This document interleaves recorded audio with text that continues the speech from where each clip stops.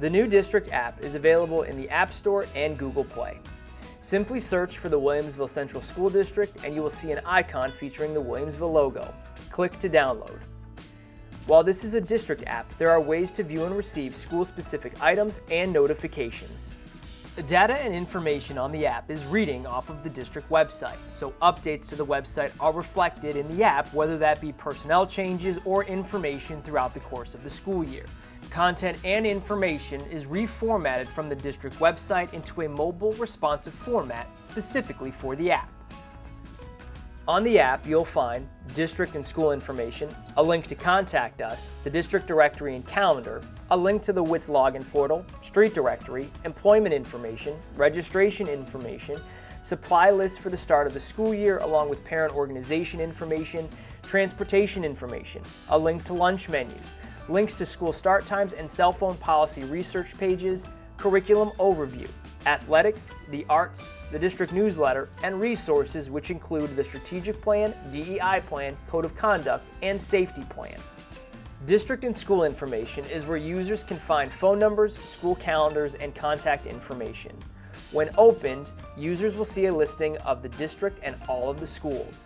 If individuals need to reach out to the building, they will have the ability to call the attendance office, health office, guidance or counseling office. They will also be able to contact the school administrators, view the school calendar, or navigate to the school website. On the main landing page for the app, click Settings, which is located in the bottom right-hand corner. This will open settings and allow you to select the schools you want to follow and receive information and notifications from. By default, users are automatically following the district. When you click the designated school you want to follow, you'll see several options to choose from. Selecting All will enable all notifications and social media feeds, or you can individually select items to receive inbox messages or updates and information from Facebook and X, which is formerly Twitter. Inbox messages are push notifications that will go to the app, which are sent through our e-alert system. If you get text messages and email from the district or school, by selecting inbox messages, you'll also receive an additional push notification to the app. If you don't select inbox messages, you won't receive push notifications. It is important to note that not selecting this option does not impact your ability to receive text messages or emails.